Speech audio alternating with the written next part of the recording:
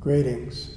I'd like to share with you a reading from the book of Philippians, chapter 2, verses 12 and 13. Hear the word of the Lord. Let the Spirit of God speak.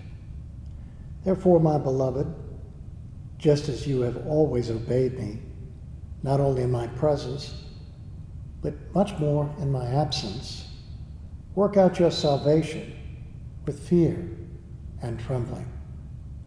For it is God who is at work in you, enabling you both to will and to work for his good pleasure.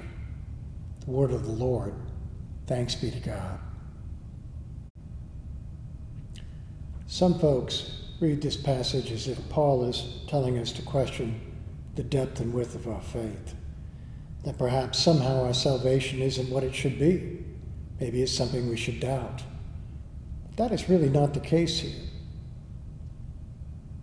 And he's not using it as an excuse either to say, well, that person going down the street is struggling a bit, but they're trying to work out their faith in some way. Paul here is telling us to take our faith seriously, to think about it, to not find ourselves constantly in neutral where faith is concerned. Besides that, it's not up to you and I entirely. We're told here that God is at work in us. God's Spirit is resting upon us, guiding us and directing us and empowering us to do his will and purpose. The part that's missing here is we haven't thought through, what is my part in all of this? What is it that God would have me do? Might be pretty simple, really. All you really need to do is start off with a simple prayer. Lord,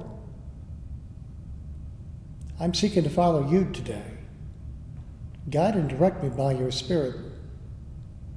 Help me along my way. Show me the things that I need to be about.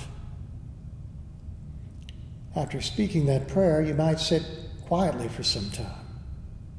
See if God doesn't somehow give you a nudge in your heart and your mind.